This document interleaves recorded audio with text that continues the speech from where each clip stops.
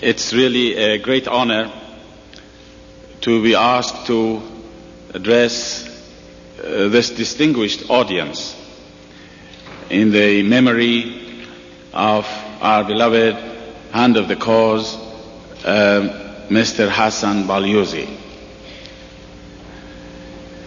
I feel that it's really appropriate now, all of us, to pay a very great tribute to the memory of that great soul.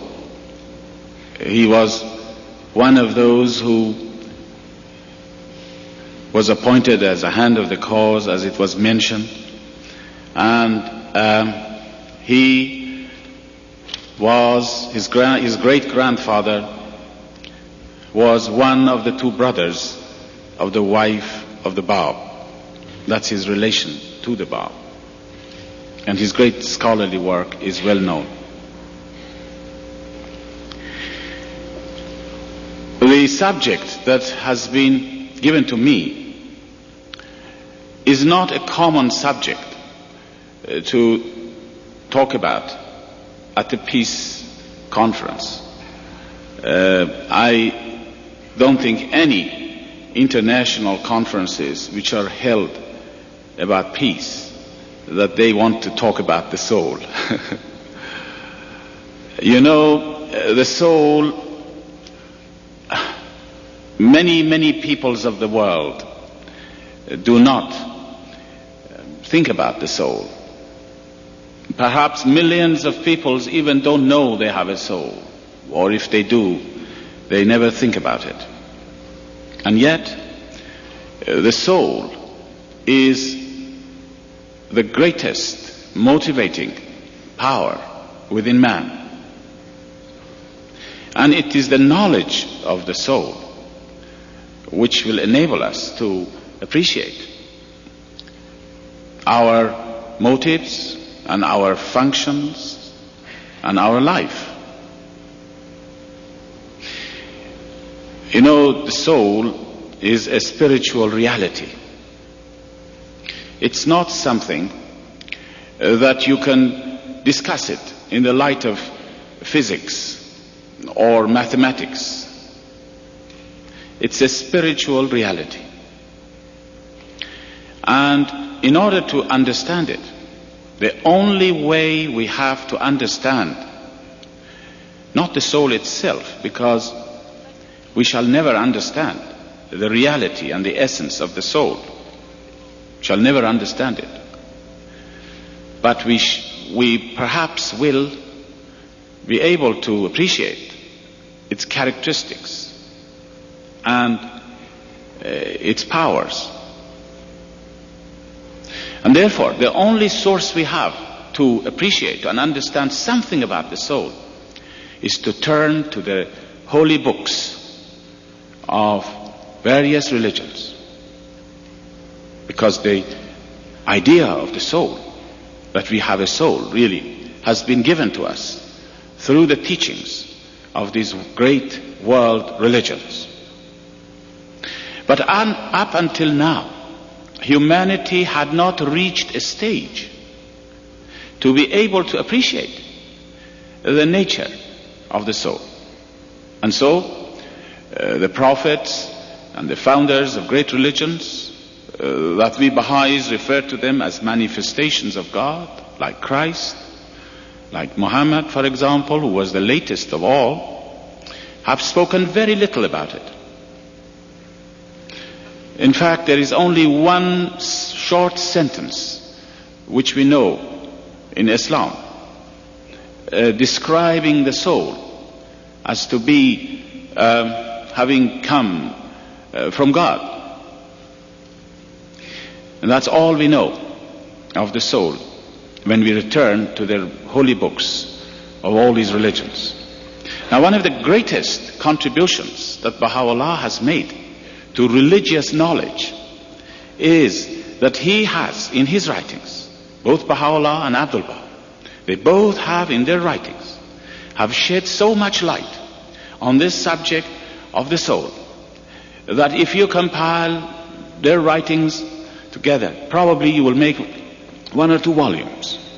So much light has been shed on it. And by the way, there are other things that Baha'u'llah has, particularly in this age, shed light on to a great extent. One of them is the knowledge of God. What is God? Again, you will find this is one of his greatest contributions to religious knowledge. Another field that Baha'u'llah has particularly given a great deal of information about and understanding is in the realm of the founders of the world's great religions, the manifestations of God. But the soul, particularly, that we are going to talk about, is a very important aspect in our life. You know, Baha'u'llah mentions, I'm just paraphrasing his words, and perhaps before I say anything, I should say that everything that I will tell you about the soul is practically based on the teachings of Baha'u'llah. I may add my own way of saying it, but basically they come from there, because we have no other way of explaining it. Baha'u'llah and Abdul Baha have explained to us that the soul is not a material thing, that you can push it into your body or pull it out of your body. It is not something which you can attach anything to it. It's exalted above exit or entry. It's not something you can take it out of your body and give it into a laboratory to test it for you. It's a spiritual entity, and Baha'u'llah and Abdul Baha have told us that it is an emanation from the spiritual worlds of God. An emanation from the spiritual worlds of God. And this, we are told, the soul comes to us, is born, is created at the time of conception. That it did not exist before in this life or anywhere, and that it came at the time when a person is conceived.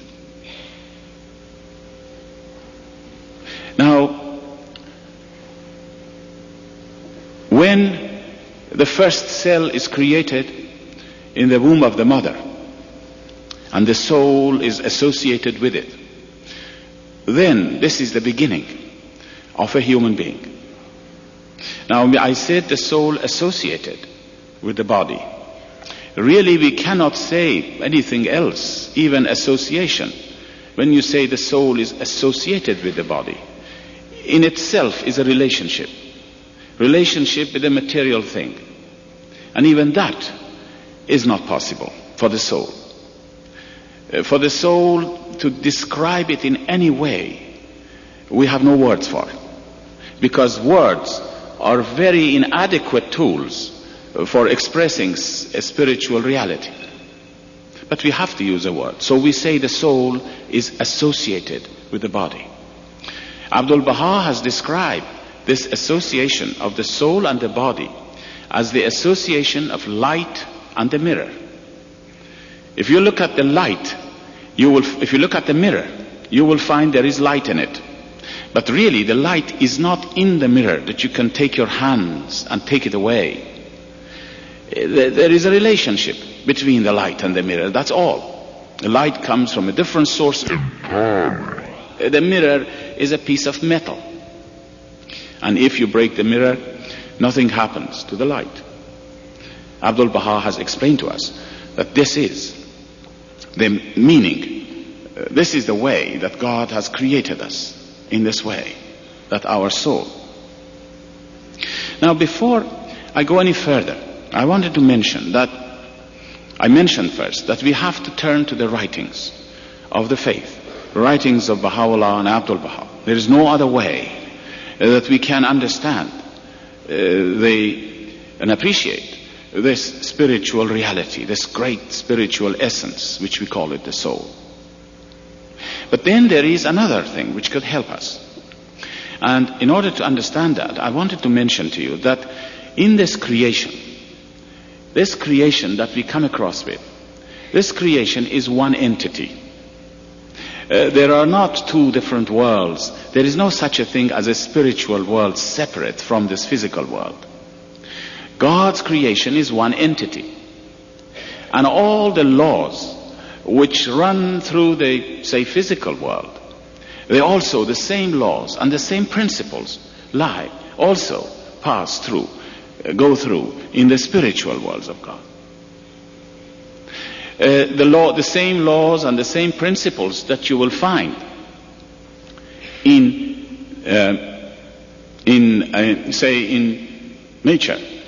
These same laws and principles are applied to the world of man. The same laws and principles are applied to religion. The same laws and teaching and principles are applied in the spiritual worlds of God. And so we find that since we know something about the laws of nature, we may be able to appreciate something of the spiritual laws as well, because they are similar. The similarity is very striking. The only difference is that when you have a law or a principle in nature, when it is applied to a higher level, you have to add certain characteristics to it. Certain characteristics, certain features are added to it, which you cannot find it in the lower kingdom. Now, I said this because it's a very important point for us to appreciate that one way of having some idea about the soul, some idea, I said, not necessarily to understand it, because we will never understand the soul, is to also look at nature. But looking at nature alone is not sufficient. We should look at nature and also look at the writings of Baha'u'llah and Abdul Baha, and the combination of the two will enable us to understand something of the soul. I keep on saying we can understand something of the soul, or that we can only understand its characteristics, that we do not understand its essence. There is a tablet from Baha'u'llah that I want to mention it to you. There is a verse in Islam which says that if you want to know yourself, if you want to know God, you should know yourself. And one of the disciples of the Bab asked Baha'u'llah to give him the meaning of this verse. What does it mean that you should know, when you know yourself, you will know God? And Baha'u'llah revealed a tablet. And this tablet, you will find, is part of this tablet is translated by the beloved guardian, by Shoghi Effendi, in the Gleanings. I think it's number 83. Now, in that, Baha'u'llah mentions that everything that we do in a human being is motivated by our soul. Everything that we do is motivated by the soul. And our mind is a manifestation of the soul. The soul manifests itself in the body. It appears in the body in the form of mind or intellect. The heart, which gives life, that also is a manifestation of the soul. Our senses are the manifestation of the soul. Our ear, hearing, our sight, all these things. But Baha'u'llah says the sum total of all these manifestations will not make the soul. If you put together all the manifestations of the soul in the body, it will never make the soul. So then he asked the question, what is the soul then? And then he answers it. He says, if you live as long as you like, you will never know the essence of your soul, the reality of your soul, because it's exalted above this world of matter. And he says, whenever a person reaches to that state of absolute impotence, when you realize your impotence, that you shall never know the essence of your soul, then you reach to the point that you say, if I cannot know the essence of my soul, the reality of my soul, how can I ever know the essence and the reality of the creator of my soul, which is God? So you see, I keep on saying we shall never know the essence of our soul, but we can understand some characteristics of it, some characteristics according to our capacity. Now, I mentioned that how the laws of nature can help us. And then it appears in one of the writings again, you will come across this statement that in this life, everything that you come across in this life is a counterpart of something spiritual. Everything you come in this life, which is created by God, is a counterpart of something spiritual. Things in this life do not come about haphazardly. You see a tree here, for example. This tree is a counterpart of something spiritual in the spiritual worlds of God. The tree has got a counterpart in the world of man. The tree has a counterpart in the world of religion.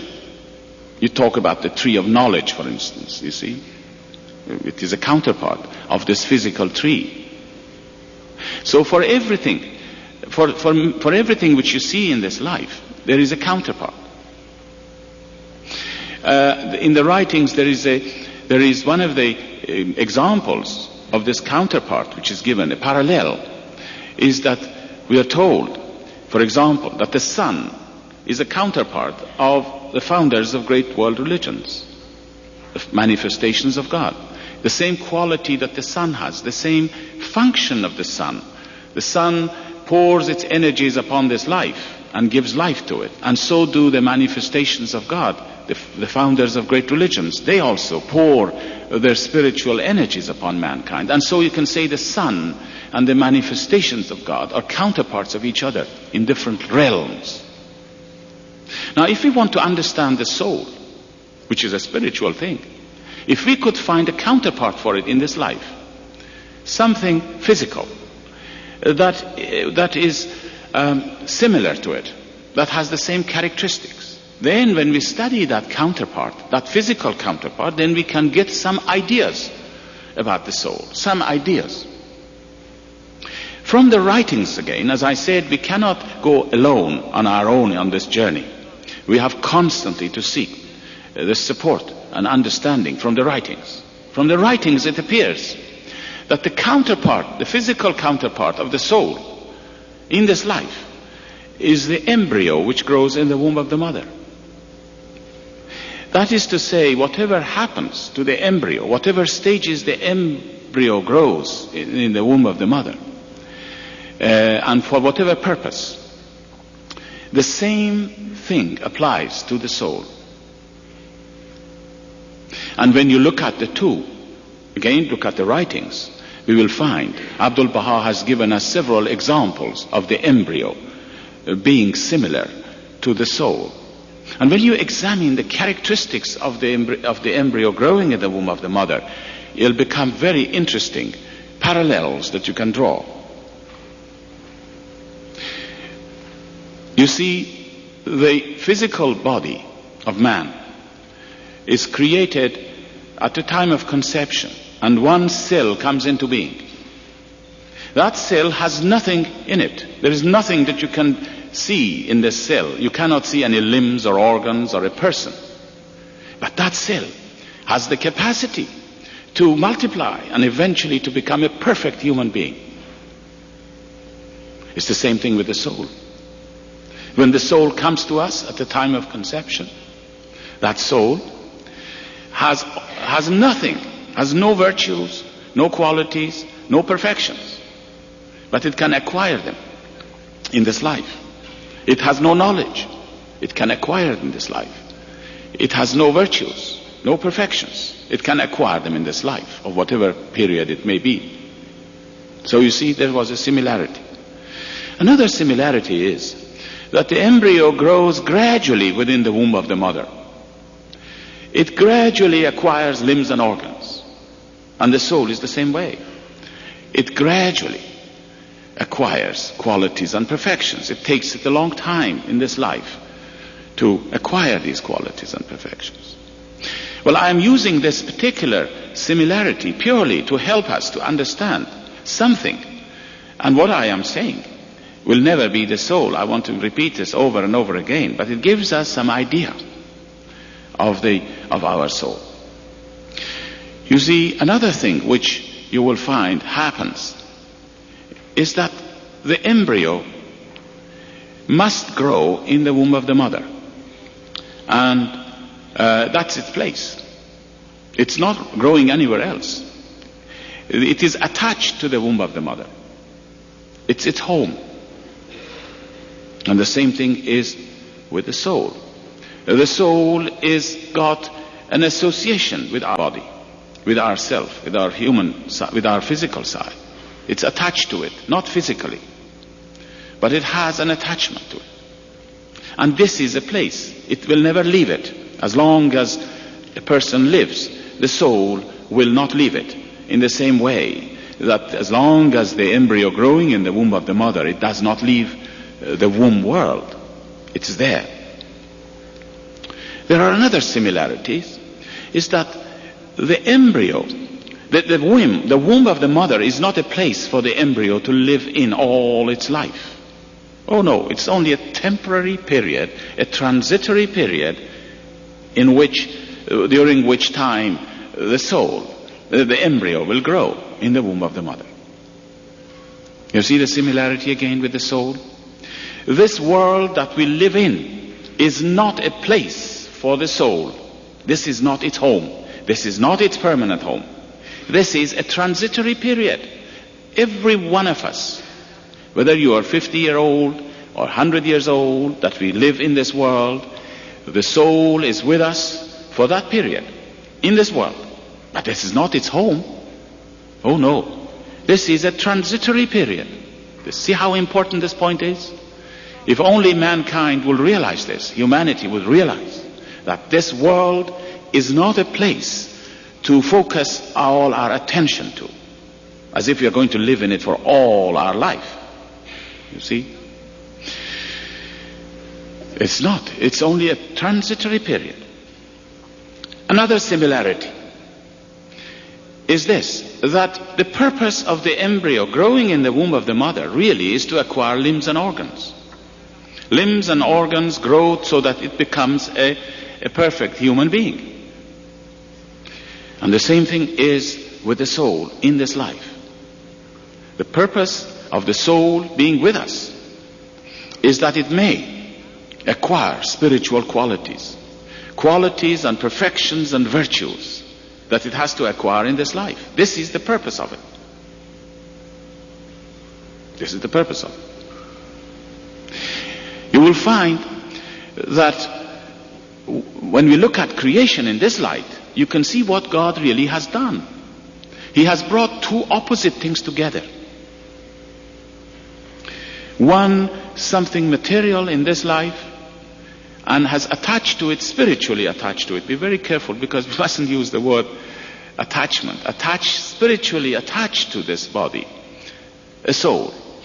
And these two together have produced a human being. We call it a human being. And this human being has two sides, his physical and his spiritual side. And the purpose of all of this is that this spirit, the soul of man, may grow and become spiritual, acquires qualities and perfections. Now again, we will find another thing. We will find that most of the limbs and organs which the child acquires in the womb of the mother are not needed for him in his embryonic life. He doesn't need his hands and his feet and his eyes. Doesn't need them, really. They are needed in the next life, when he's born. And so, you see the similarity again? How much you read in the writings, the writings of Baha'u'llah and Abdul Baha, how much we read, that all the virtues and perfections that we are supposed to acquire in this life, they are really needed in the next life. We must acquire them for the next life. And indeed, when you think carefully, you will find that these virtues and perfections that the soul acquires in this life, whether you use them here or not in this world, you still can live. Although we must use all these virtues and qualities in this life. For example, we must love. And if we don't love, this virtue of love will never grow in our soul. But there are millions of peoples who live without it, and yet they carry on their life. The love that we have in here are when our soul acquires these qualities and perfections, when our soul acquires the quality of love, when our soul acquires the quality of unity, when the soul acquires the quality of knowledge, when it acquires all the other virtues that are in the teachings, in the next life, these qualities and perfections become part of his being, perhaps. We don't know. But it appears that way. All I can say, it appears. You know, a child in the womb of the mother has two perfect eyes towards the end of his life there. Perfect eyes. But he can't see with it because there is no light. Those eyes are useless in the womb of the mother. But when he's born, those eyes become useful, because there is light. And it appears. It's the same thing with our qualities and perfections of the soul. These qualities and perfections that we acquire in this life is for the next life, so that they become active, or whatever is the word for it, which we cannot use a word. We cannot find a word to describe how these qualities and perfections, the love and knowledge and wisdom which we carry with us to the next life, how they will become part of our spiritual beings and how they will begin to function spiritually. And then there is another principle here, which is very interesting also. Another similarity. You see how many similarities there are? You will find that if the child does not acquire its limbs and organs in the womb world, he cannot acquire them in this life. You cannot acquire limbs and organs in this life, which will be just natural limbs and organs. And he is handicapped. It seems to be the same thing again. This is why we have to acquire them in here, all the perfections and qualities and virtues. Our soul must acquire it in this life and must take it with him into the next world. Definitely, this is a taking away from this world all those qualities and perfections. You see now here what God has done again. You will find that he has brought together these two opposite forces, the material and the spiritual. But at first, when he brought them together, at the time of conception, there was very little, nothing. You could say there was really nothing. There was only one cell at the time, and there was what we cannot call it anything, we'll say the soul. The soul was created. But the soul had no qualities and perfections. Now what has happened to it? Look at what's happened to it in this lifetime of 60 or 70 years that we live here. Look what happens to it.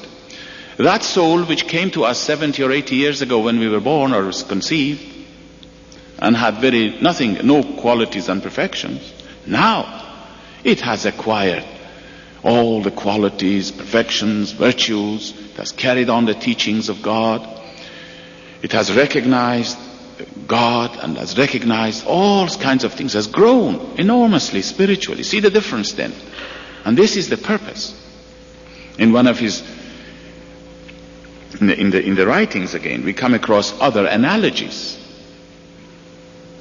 The analogy of the bird being placed in a cage. It's very similar to our soul in this life. The bird being placed in the cage. What is the purpose of the bird being placed in the cage? The purpose is to feed it, so that it may get stronger and stronger every day. So that when the cage breaks, the bird is strong and take its flight in the realms of God, in the realms above. Because really the home of the bird is not within a cage. The bird is created to live in a high place, not in the cage. But in this form of association, as I said, like the bird and the cage, we find that we can therefore during this period feed the soul, make it strong. But then what do we do with it? What does mankind do with this soul? What does he do with this bird within the cage? Do we feed the bird? Do we feed the soul? As I said, we don't even think about it. I'm not talking of people who believe in a religion and believe in God. But I'm thinking of a great number of people today who never think of their soul, let alone to feed it with the spiritual food, which is the Word of God. We don't do that. And so the soul becomes a midget, small, tiny little thing, never grows. And yet, another thing we do, we tie him up, so many strings here and there, so many attachments we have into this world. We tie the wings of our soul to the material world so tight that even when the cage breaks, the bird cannot fly. He's still attached to the things of this world.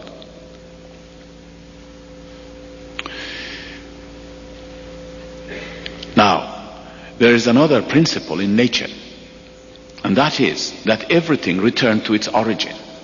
Everything returned to its origin. The body of man is composed of atoms, and therefore, when a person dies, the body decomposes and it returns to its origin, which is dust, which is this earth. It returns to its origin. The soul also returns to its origin. Where did it come from?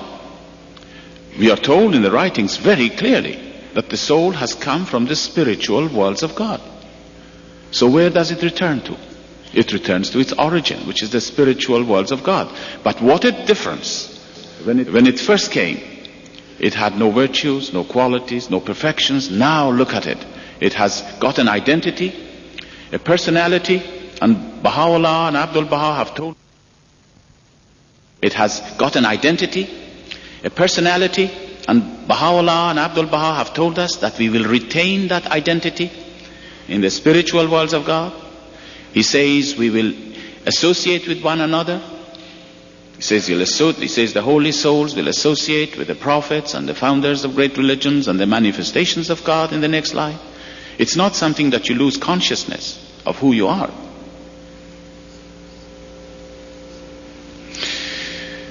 Now, let me say here another thing which is also important to talk about when we are talking about the soul and the spiritual worlds of God. Where is the next world where we are told our soul is to go to?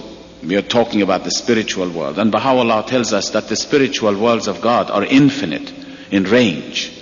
It's not just one spiritual world of God. It's infinite in range. In fact, anything which is associated with God is infinite.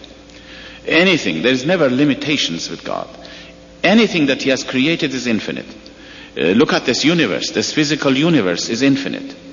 And the same thing is with spiritual worlds of God. It's infinite. But where is it? Now, in order to appreciate that, as I said, we can take the help of two things. One is the writings of Baha'u'llah and Abdul Baha, and the other one is look at nature. And let me take you to nature first, and look at nature. And when you look at nature, you will find when a child is growing in the womb of the mother, where is he? Where is he living? When a child is living in the womb of the mother, he is here in this world, isn't he? He is moving in this world with his mother. Only a small barrier prevents him from recognizing this great world, but he's here. Have you ever seen in a farm when an egg opens up and a chicken comes out? Where was the chicken before the egg breaks? He was here. But there was a shell which prevented him from seeing it and recognizing it. And so we are told that the next world is here. Is here. It's closer to us than we think. And there is another thing here, a similarity. You know, a child, as long as he lives in the womb of the mother, he is not given the capacity to understand what a small place he's living in comparison with this world that he's going to be born into. Very small. But the child has not got the capacity to understand that. He does not know. And so he's content. If he ever knew If God had given him the slightest capacity, that he knew what a small place it is and what a great vast area awaits him, then you would have a revolution on your hand. Really. You wouldn't want to come out. You want to come out immediately. He didn't want to stay there. And the same thing is with this in the writings again. It's mentioned that if ever the glory of the next life was disclosed to the eyes of men, then all humanity would wish to go immediately. And maybe they would commit suicide. Who knows? They would want to go immediately. The same God which has not given the capacity to the child to understand the smallness of the place he lives in and the greatness and the vastness of the universe which awaits him, the same God has not given us, as long as we live here, the capacity to understand what the soul is, in fact, and what the world that awaits him after separation from the body. That we are told very clearly by Abdul Baha, that the next world, or this world, is as small in relation to the next world. This world in relation to the next world is as small as the womb of the mother is in relation to this life. That gives us an idea. Exactly the same thing. But it is not disclosed to our eyes once we are living in here. We don't think about it. We cannot understand it. We cannot appreciate anything about our existence in the spiritual worlds of God. We cannot. And then, let us go a little further. We find that when a child is born, he brings with him everything it has. He does not leave anything behind. Everything that it has, he brings it with him. It's the same thing with us. When we go from this world, when the association of the body and the soul comes to an end, and we say a person dies, the body remains on this earth. The soul departs. The shell, so to speak, breaks. You know the shell that I was talking to you, like the egg, the shell of the egg, and the chicken comes out in that very crude analogy. At the time that we depart from this world, we carry with us anything which is good. We cannot carry with us anything which we call it bad. Because bad has no existence of itself. Now don't misunderstand me when I say that bad has no existence of itself. There is plenty of bad things in the world, plenty of it, more than any good in this day and age particularly. But it has no existence of itself means bad is the lack of good. When a person is bad, you can say he's very little good. That's what it means really. Whatever he has is positive. A bad man is a very little good man, or a very very little good man.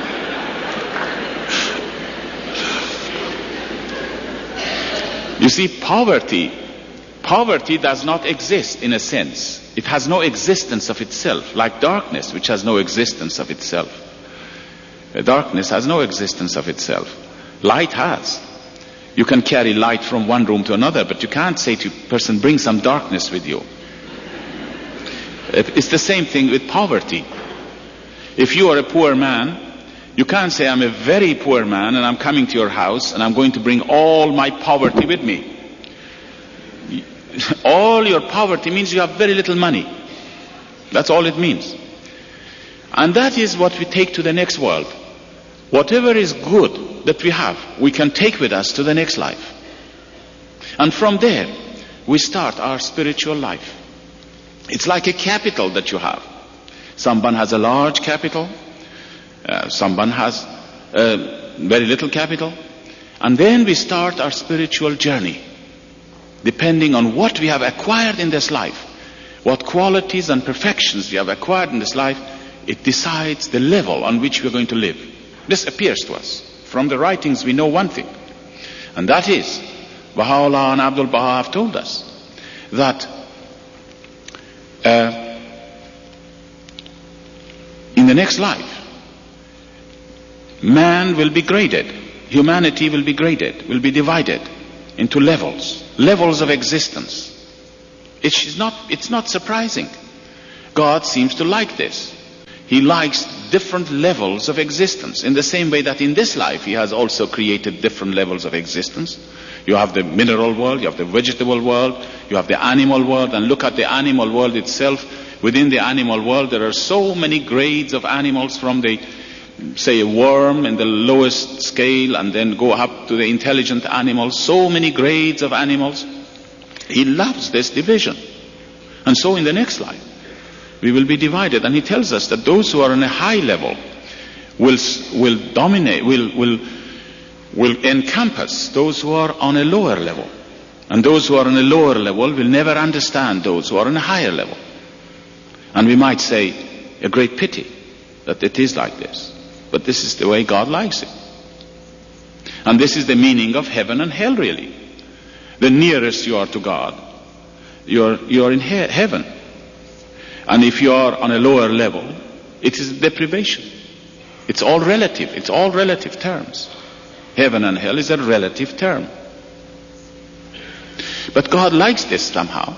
We don't know why, but He does. You see, in this creation, look at this creation. What has He created? He has created all kinds of animals. And if it was us, perhaps, if it was us that were going to create them, we would not want to create all these poor animals. Why do you want... Couldn't He make up everything the same like man? Look at this mouse, for instance. Have you seen a mouse? Poor mouse? What is it in relation to a man? He could have made him like a man. Why didn't He make him like a man? The poor mouse. Well, but He liked it, evidently. He likes these divisions. And so in the next life seems to be that there would be divisions. And this depends on what we acquire in this life. Now there is one thing in here which I wanted to mention so far. We have been comparing the embryo growing in the womb of the mother with the soul which grows in this world. There is one difference. The embryo and all the physical beings have no control over what they do. The embryo grows because the laws of nature makes it so. It grows without any will. But when you apply that law or that principle to a spiritual world, to a higher level, something is added to it. The soul also grows in this life. It acquires qualities and perfections. But there is one thing added to it. It has a choice.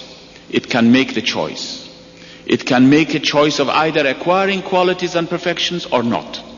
Whereas the embryo has not got that choice. A tree grows. You put the seed down, it grows. It has no choice. It grows. But a man has a choice to either grow in the right way or the wrong way, to acquire qualities or not acquire qualities. This is a great difference when you apply these laws from the world of nature to a higher level. You will find that these things are added to it. And as I mentioned, this is a very important point, really, I think, in our study of the teachings of the faith of Baha'u'llah or any religion. You will find that many of the main teachings of the faith have their origin, or you can trace their origin in nature. You can see that nature, in fact, is a reflection of the teachings of God. Many of the major teachings of Baha'u'llah, for example, are very natural things. You can find their similarities in nature. And by study of the nature, but study of the nature always along with the writings, then you come across a little understanding, much more understanding, I would say, when you combine these two together, of what life is, of what creation is. Now, so we said that how the soul acquires, the purpose of life is that we acquire qualities and perfections in this life, and we carry them with us to the next stage, which is the spiritual worlds of God. And from there we start our journey. And that journey will never end, according to Baha'u'llah. He says that man has a beginning, and that is when we are created, but it has no end. that it will continue as long as God exists. Can you imagine this great glory of being born and living, and then never ending this journey, always going closer and closer to God, but he never reaches him in the spiritual worlds of God. Endless, limitless, infinite, immortal is the soul. Now, having said all of this, I wanted to mention another dimension in here in relation to the soul. A very important dimension. So important that all that I have said so far is really becomes only partial when you look at this particular dimension. And in order to explain this dimension, I felt it's a good thing, because there are so many people here, that I use the language of nature so that we can understand easier these spiritual, you might say, teachings. It's a very great help. But again, as I said, these are all, when you look at it carefully, you will find, if you can say it without referring to nature, it will be the same as what is in the writings. Always, always Baha'u'llah and Abdul Baha have used a great many such examples that I gave in their writings. And now this particular thing that I wanted to mention is this, that we'll go to nature. Let me take you to nature again. In nature you will find anything which has an organic growth always begins its existence with a seed. You plant a seed in the ground, the seed grows, becomes a tree, the tree grows, eventually becomes mature, and so on. And the same thing is with the soul. Our soul is exactly the same thing. It has an organic growth. It begins with a seed, you can say, a spiritual seed. And then it grows and acquires qualities and perfections in this life, as we said, just like a tree which grows. But a tree, comes a point in the life of a tree that it must give its fruit. And when it gives its fruit, we say that it has fulfilled itself. You know, a tree which gives its fruit, it has fulfilled itself. That's because it was created for this purpose of producing its own seed. This is a state of maturity, giving birth to something. Now in life, you will find that a tree cannot produce a tree by itself. It has to be pollinated from a different source. A mother cannot give birth to a child on her own. A female cannot give birth to a child on her own. There must be a relationship with a male factor, with a male, so that the female conceives a child. And then when it conceives a child, she will give birth to a child. And our soul is the same thing. Here must act as a female. If it is going to fulfill itself, the soul must produce a child, must give birth to a child. Our soul now, I'm not talking of the body, our soul. But where does it turn to be fertilized, so to speak? Now this is the point. Where does it turn to? It has a choice to turn wherever it likes. But Baha'u'llah and Abdul Baha, in the writings, you can see in this analogy that I give you, which is perhaps my own analogy, but you can see it, what they are asking us to do. They say that our soul, which is now acting as a female and wants to produce a child, should turn to the influences of the manifestation of God, to the influences of this great, the word manifestation of God is a word that Baha'is use to indicate the prophets and the founders of great religions. At each age there has been manifestations of God. In this age we Baha'is say, this is Baha'u'llah. And so for a Baha'i, the soul, acting as a female, will turn to the influences of the revelation of Baha'u'llah today. It opens itself up to the influences of the revelation of Baha'u'llah. It establishes a mystical, a spiritual intercourse with those forces. These forces will be released within the soul. And then comes a time that the soul becomes pregnant, so to speak. And what is this child when it is produced? The spirit of faith. The spirit of faith is produced. Our soul gives birth to the spirit of faith. And this, friends, Baha'u'llah tells us, is the purpose of God creating man. Not just to have a soul come in here and have good qualities and perfections, but to give birth to the spirit of faith. And the spirit of faith comes to us not by our own efforts. It's impossible to come. It's impossible to become a Baha'i by yourself. Impossible. Or becoming a Christian at the time of Christ.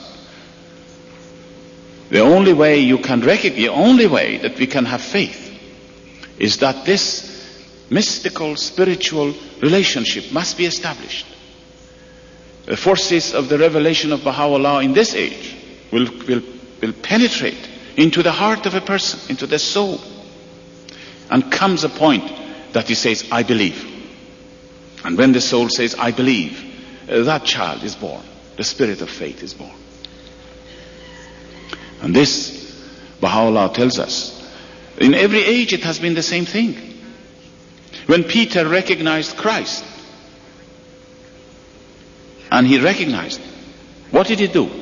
He opened his soul to the influences of the revelation of Christ. And then, what happened to him? He acquired the spirit of faith. Now that spirit of faith belongs, its origin to two sources. One is from Baha'u'llah in this age. In the time of Christ it was Christ. In the time of Baha'u'llah it is Baha'u'llah. But it also owes its existence to the soul itself, just like a parent. And so it's very dear to both. Our faith is very dear, not only to ourselves, but also to the one who has to the one who has fertilized our soul, influenced our soul. Now, Baha'u'llah has told us in his writings that if the station of a person who acquires the spirit of faith is known in this world, all humanity will soon die when they see the greatness of this particular station. And then we come to another point. Giving birth to a child is one thing. Perhaps it's easy to give birth to a child. Well, I shouldn't say that maybe. But it is. It is easy to give birth to a child. All mothers will tell you. It's easy. But it is much more difficult to enable that child to grow, to protect that child from every step of the way, to help him to grow healthily and happily. That's much more difficult. It's easier perhaps today to become a Baha'i, but it is more difficult to let our faith grow. And one of the teachings of Baha'u'llah is that we must always examine ourselves to see whether this morning, our conditions, spiritual conditions, are better than yesterday. And this is the trend to which we should become accustomed, that the qualities and perfections which comes always from these manifestations of God. We acquire them in such a way that our morning today is definitely a better state than our previous day. Now, how can we do that? How can we enable that faith, the spirit of faith which is grown, to really to grow, to steadily grow, healthily? Now we go back to nature again. The answer is very clear. Go back to nature. And of course again, look at the writings. When you go to nature, you will find, what does a mother do when a child is born to her? What does she do? The first thing she does, she feeds that child with milk. And the child had never had the taste of milk before. None of us can remember what was it like when we first had the taste of milk the first time. But we become accustomed to it after a while. And there comes a time that you become an addict to it, really. You must have it. And it's the same thing with the soul. The spirit of faith, once it is born, it has to be fed with spiritual food. And Baha'u'llah and Abdul Baha have told us that the spiritual food is the Word of God. The Word of Christ was the spiritual food for the people of his time. And today, without having the spiritual food, we cannot grow. And Baha'is know this. This is one of the teachings of Baha'u'llah, that every morning and every evening, we have to read his writings, the writings of Baha'u'llah, the writings of the faith. It becomes our spiritual food. We do not read them so that our knowledge may increase. That's a different thing. If you want to study the faith, which we should, study religions, we study them in our own time and study the history, study various writings, and then that's all right. But to read the writings in the morning and in the evening is the source of our spiritual growth.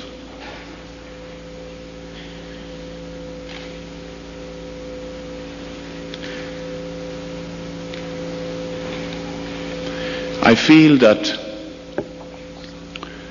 this subject of the soul, which I have given to you in the form of mostly going to nature and drawing a parallel, is so important, so vital for the achievement of all the great hopes that we have for the world of humanity. That if peoples of the world would realize that these few days that they are living in this world is not worth fighting, is not worth disliking, is not worth disagreeing, because none of these things we can take it with us into the next life. None of these things. They're all negative things. Then, if they would realize, if the peoples of the world, and this is, I think, our function, more and more, to explain to people that a human being, the major part of a human being, is his soul. And it is that soul, that if that soul is perfect, if that soul establishes, as I said, a mystical relationship with God, and recognizes that truth, then the world conditions will be so different. And we, as Baha'is, wherever we go, we incline to people towards this particular understanding of spiritual values in the life of man. And it is in this way that the soul can play a major part in establishing, now that we are talking about peace or anything else which is worthwhile in human endeavor, we can establish it by recognizing the spiritual values in our soul. And this is why the subject was brought today so that we could focus our attention to. And always remember this, that our soul must grow day by day. Because in this life, things are either growing or declining. There is nothing stationary. So if I feel that there is nothing happening to me, I cannot feel anything great, it means that perhaps I am on the decline. And to be always aspiring to grow spiritually is the key to all the aspirations of the human race.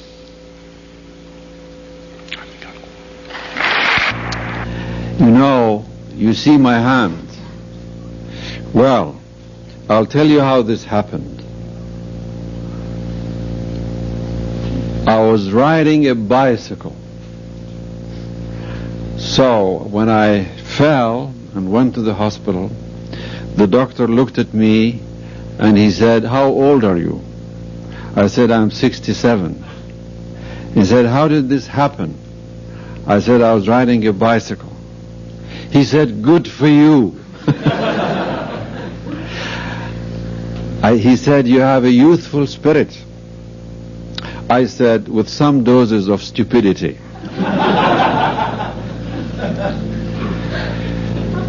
But this is the result.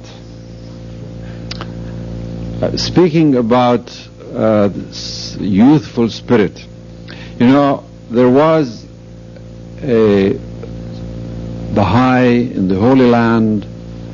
You may have heard of him. He was from Japan. He was Japanese, Mr. Fujita, Saichiro Fujita. He's passed away. He was about 95 years old when he passed away. But he really had a youthful spirit. And I told him one day, I said, "Fujita, how do you manage to keep this wonderful spirit?" He said, "I look for the youth and I like to be with the youth. And that's how I keep this youthful spirit." And he was always like that. So tonight, I really feel young, despite this. I feel young, I feel happy, I feel grateful to be here with you and have the joy of discussing few things with you. Now, this little book that I have, I took from your library upstairs. It says Baha'i Youth, a compilation. This compilation was made in Haifa and published by one of the National Spiritual Assemblies, the National Spiritual Assembly of the United States. And it has many wonderful passages about the youth. I'm sure you must have seen this. Now I have selected a few passages from this booklet. I would like to begin my presentation by reading these to you. They are extracts from the writings of Shoghi Effendi and from some of the letters of the Universal House of Justice.